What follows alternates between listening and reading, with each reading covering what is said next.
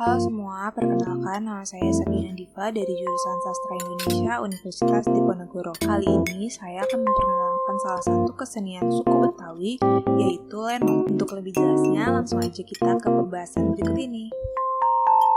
DKI Jakarta.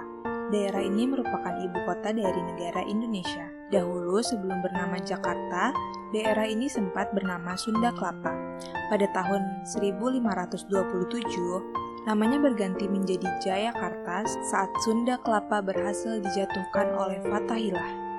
Pada tahun 1621, namanya diubah lagi menjadi Batavia oleh pasukan VOC. Kemudian pada tahun 1942, nama Batavia diganti menjadi Jakarta pada masa penjajahan Jepang. Meskipun dapat dikatakan sebagai salah satu kota metropolitan dengan perkembangan teknologinya yang cukup pesat, Jakarta tetap menyimpan keberagaman kebudayaan dan kesenian di dalamnya. Salah satu kesenian dari suku Betawi di Jakarta yang sudah tidak asing lagi oleh masyarakat, yaitu adalah lenong Betawi. Lenong Betawi adalah teater rakyat atau sandiwara Betawi dengan irangan musik gambang kromong.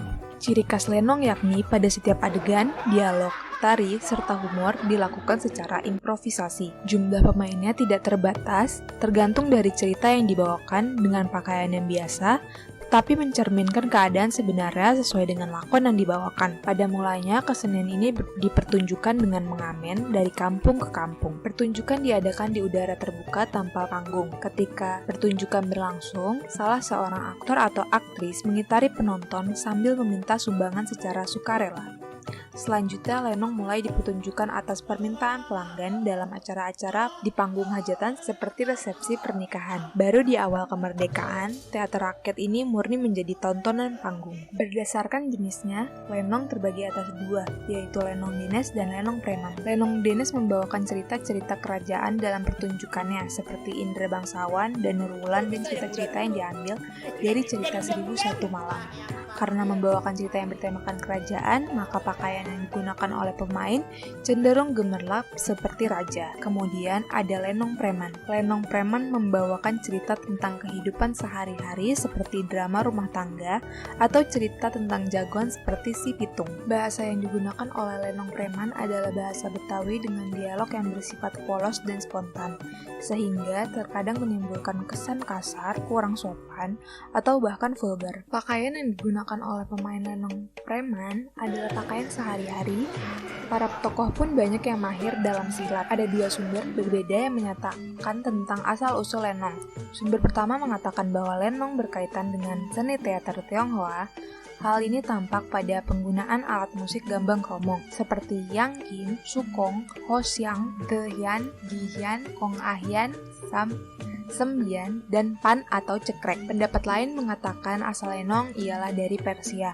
Hal ini berdasarkan pada pementasan dan sastra yang diusung oleh lenong sama dengan teater komedi Persia. Di masa lalu, komedi Persia menyebar di kawasan Sumatera dibawa oleh pedagang. Hingga tahun 1886, muncullah teater semacam lenong di Riau bernama Abdul Muluk. Dari Riau, Abdul Muluk menjelajah ke Batavia. Pada tahun 1970-an, kesenian lenong yang mulai dimodifikasi, mulai dipertunjukkan secara rutin di panggung Taman Ismail Marzuki, Jakarta. Jika sebelumnya pementas lenong berjalan selama semalam suntuk, yaitu dari malam hingga menjelang pagi, tetapi setelah masuk unsur teater modern dalam rangkaian serta tata panggung, durasi pementasan lenong dipersingkat menjadi 2-3 jam saja sekali pertunjukan. Dikarenakan lenong Betawi berasal dari Betawi, logat yang diucapkan pun logat asli Betawi yang identik dengan ucapan kata terakhir berakhiran e,